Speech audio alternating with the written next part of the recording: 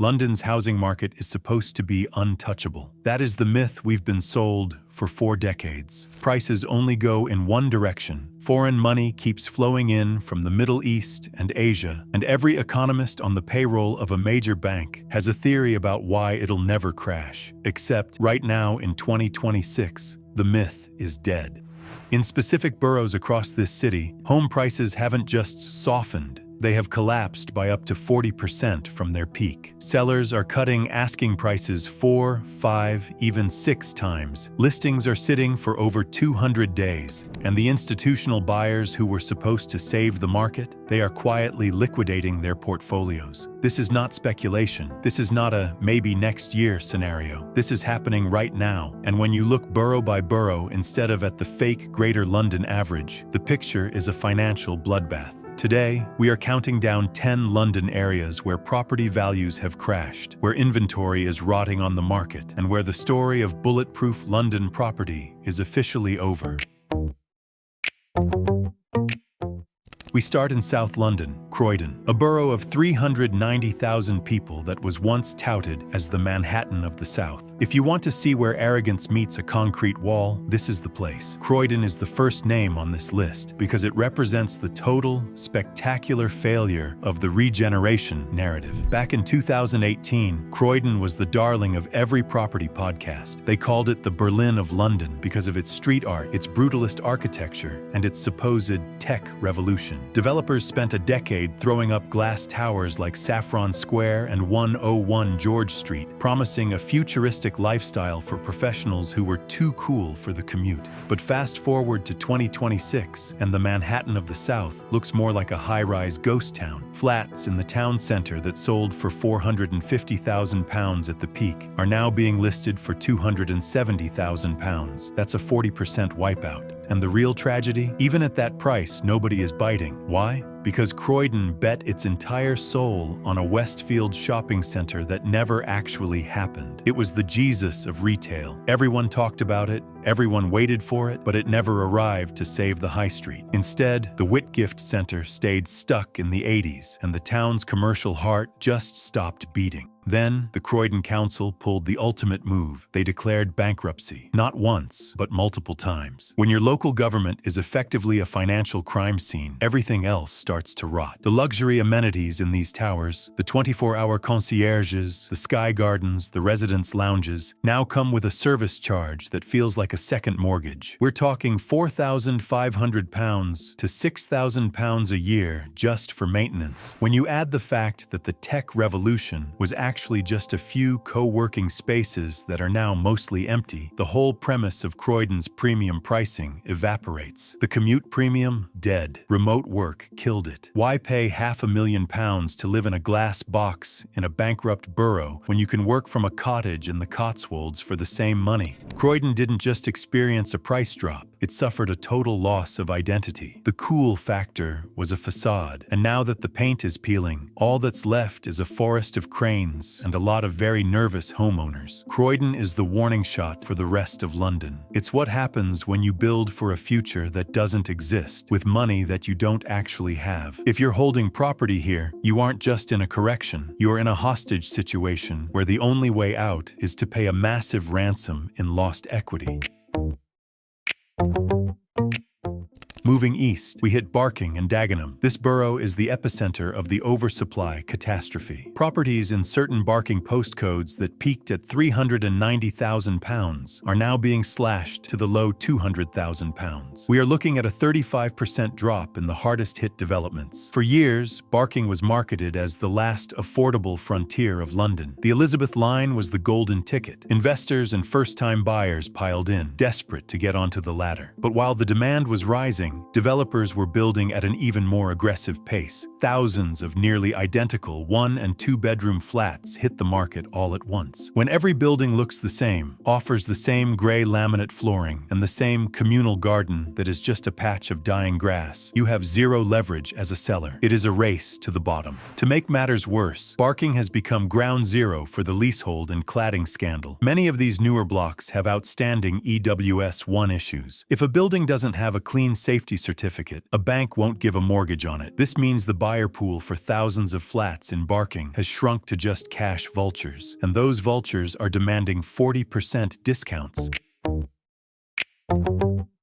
Newham is home to 355,000 people and a massive Olympic legacy that has turned into a financial nightmare. Flats near Stratford that sold for £520,000 at the peak are now listed in the low £300,000. The 2012 Olympics were supposed to turn Stratford into a cultural rival to the West End. 14 years later, the Stratford vibe is just a massive shopping mall and a cluster of overcrowded train stations. The tech hub never fully materialized, and the cultural shift was overshadowed by an insane concentration of luxury towers. When you have 20 towers offering the exact same view of other towers, the scarcity value is zero. The service charges in the Olympic Park developments are some of the most predatory in the city, often exceeding £5,000 per year for a two-bedroom flat. For a young professional, that is £400 a month just for the privilege of a concierge. When the total cost of ownership exceeds the cost of renting a better place in Zone 1, the market breaks. Newham is currently a textbook case of what happens when a government-led regeneration project builds more units than the local economy can support. If you are still watching this and have not hit subscribe yet, I respect your commitment to being difficult. But hit the button, because the further we go down this list, the more the numbers stop making sense. We are moving into areas where sellers are literally walking away from their deposits rather than completing on their purchases. Hit subscribe now so you don't miss the next update, because the mainstream media will never show you these street-level numbers.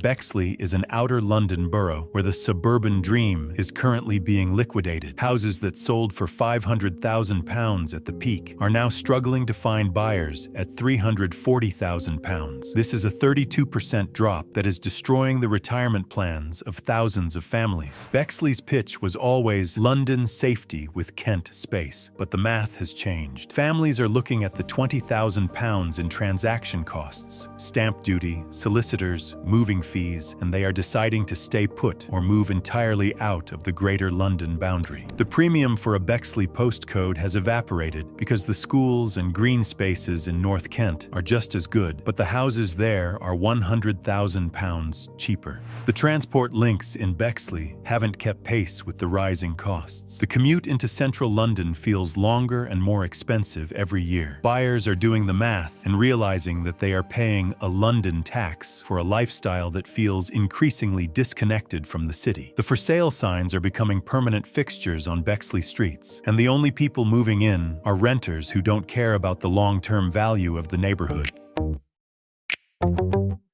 Enfield was supposed to be the reliable North London family borough, but the suburban promise has collapsed. Homes that sold for £550,000 at peak are now sitting at £380,000 with multiple reductions. The 3- and 4-bedroom houses, the safe assets, are hitting the floor. Enfield's formula, good schools and green spaces, stopped working when the entry price exceeded what a local family could earn. When you add the £25,000 in moving and tax costs, the London lifestyle becomes an anchor. Families are realizing they can move to Hertfordshire, get a bigger garden, and a shorter commute on the fast rail for significantly less money. The transport infrastructure in Enfield is a mess. The bus cuts and the lack of a proper tube extension to the heart of the borough have made it feel isolated. Buyers are doing the math and realizing they are paying a London tax for a lifestyle that feels increasingly disconnected from the city. The result is a market where the only way to get a viewing is to drop the price by another £20,000 every month. Enfield is proof that even the stable boroughs aren't immune to the reality of the 2026 crash.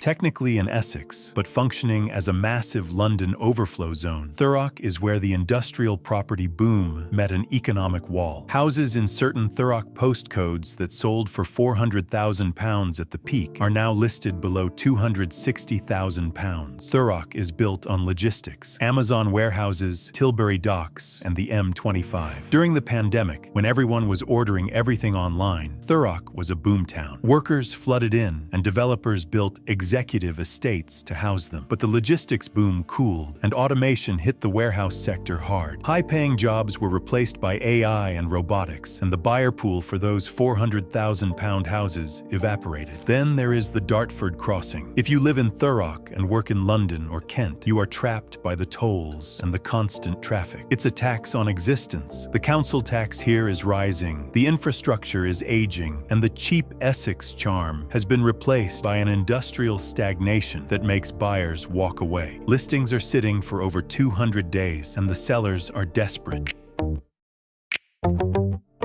Greenwich is a unique disaster. This isn't about oversupply, it's about the total evaporation of the waterfront premium. Properties along the Thames that sold for £650,000 at the peak are now being listed for £410,000. Why? Because the costs of living on the water have become unsustainable. Insurance premiums for homes in flood zones have skyrocketed. Some insurers won't even quote for new policies in certain Greenwich postcodes. Buyers are walking away when they realize their annual insurance could be £5,000. Then there are the service charges. Riverside developments in Greenwich are notorious for charges that exceed £5,500 a year. When you add the tourists, the noise, and the delayed transport projects, the prestige of Greenwich starts to feel like a burden. The homes that are selling aren't going to families. They are going to cash investors who are low-balling sellers by 20% below the already reduced asking price. The Royal Borough is losing its crown, and its value is going down with the tide. Lewisham is where the final act of this correction is playing out in slow motion. Properties that peaked at £520,000 are now sitting at £330,000. The most disturbing trend here? Sellers are walking away from their deposits rather than completing on sales at current market prices. Lewisham was sold on the promise of the Bakerloo Line extension. That project is now a pipe dream, delayed indefinitely. Without that connectivity, the massive new build developments in Deptford and New Cross have no justification for their price tags. What Lewisham has is an oversupply of towers with deteriorating build quality and astronomical service charges. The young professionals who were supposed to fill these flats have moved to cheaper, trendier areas further east or further south. The investors are now competing with each other to exit, but with crime statistics rising and local retail struggling, there is no one left to buy. Lewisham is the borough where the housing crisis stopped being about supply and demand and became about legal framework failure. Technically in Kent, but the ultimate London escape plan for a decade. Medway, Rochester, Chatham, Gillingham is where the "it's basically London" marketing finally died. Houses that sold for £450,000 at the peak are now being dumped at £260,000. That is a brutal 42% crash. Medway spent years branding itself as London Overspill. The high-speed one rail line put St. Pancras 40 minutes away. For a moment, that equation worked. Then people moved to Medway and realized that a 40-minute train journey is not the same as living in London. You are paying Kent prices that were inflated by London demand that no longer exists. The local economy in Medway has never been strong enough to support the property prices that the London connection created. The town centers are struggling, and the London lifestyle is a 2-hour round trip away. The investors who bought Medway properties, assuming rental yields from London commuters, are now sitting on void periods that stretch for months. Medway is showing the world what property is worth when it's not being propped up by a commute that no one wants to do anymore.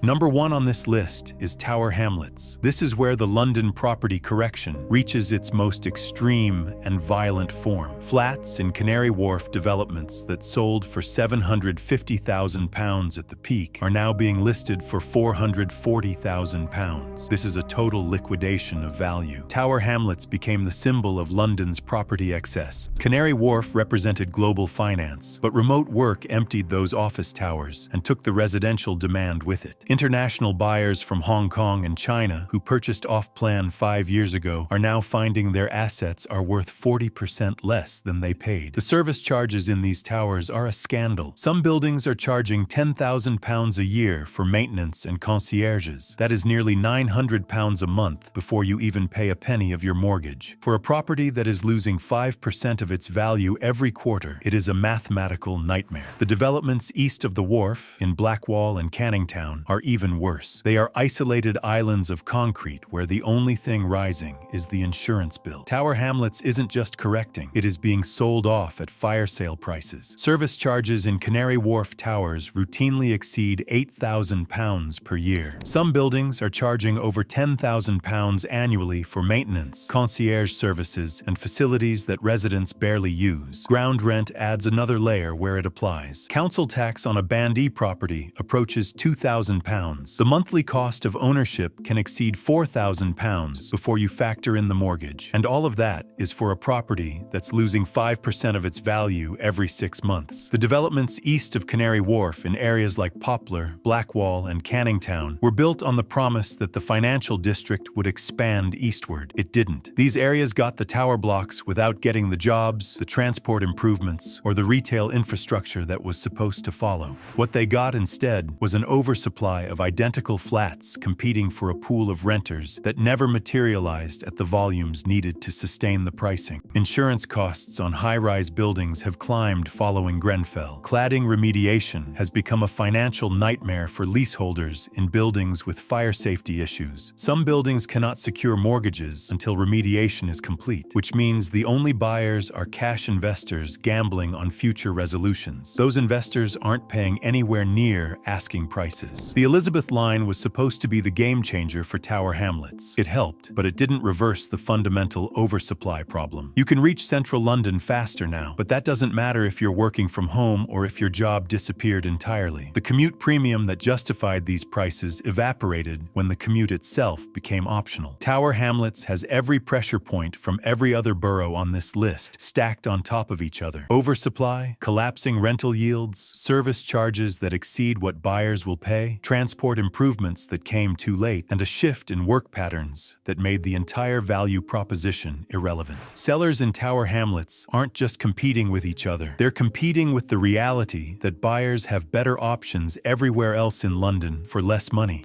Those are 10 London boroughs where home prices have collapsed up to 40% from peak. The headlines say London property is resilient. The data says otherwise. Underneath the citywide averages, there are boroughs where the correction has already happened and others where it's still unfolding. Markets correct, then they recover, but recovery timelines aren't guaranteed and some areas recover faster than others. If you're buying, these boroughs represent opportunity if you can handle the risk. If you're selling, the clock isn't just ticking, it's already run out in some postcodes. Drop a comment and tell me which London borough surprised you the most on this list. Was it the total collapse of the Canary Wharf dream or the suburban stagnation in places like Bexley and Enfield? Do you think we've hit the bottom, or is this just the beginning of a 10-year freeze? I read every single comment and I want to hear the stories from the ground. Are the for sale signs in your street sitting there for months? Let's get the real data in the comments below.